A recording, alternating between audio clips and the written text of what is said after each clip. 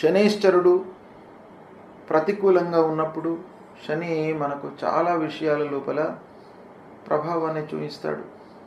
ముఖ్యంగా ఆర్థికపరమైనటువంటి సమస్యలను క్రియేట్ చేస్తాడు, రాబడి పైన ప్రభావాన్ని చూపిస్తాడు.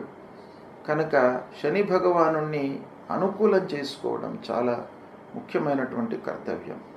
శనిని ప్రీతికరంగా మనం పూజించాలి. శని ప్రీత్యర్థమై ఏం చేయాలి? శివుణ్ణి పూజించండి, ఆంజనేయ స్వామిని పూజించండి, స్తోత్ర పారాయణం చేయండి, శని స్తోత్ర పారాయణం చేయండి, తర్వాత హనుమాన్ చాలీసా పారాయణం చేయండి. ఇవి చేసినట్టయితే శని మీకు ప్రీతి చెందుతాడు. నీలాన్ని ధరించండి, నల్లని నువ్వులు, నల్లటి వస్త్రము, ఒక ఇనుప ముక్క, వీటిని దానం ఇవ్వండి. శని ప్రీత్యర్థమై మీరు నీలాంజన సమాభాసం రవిపుత్రం యమాగ్రజం ఛాయా మార్తాండ సంభూతం తం నమామి శనైశ్చరం అనేటువంటి ఈ మూల మంత్రాన్ని ప్రతినిత్యం కూడాను జపించండి.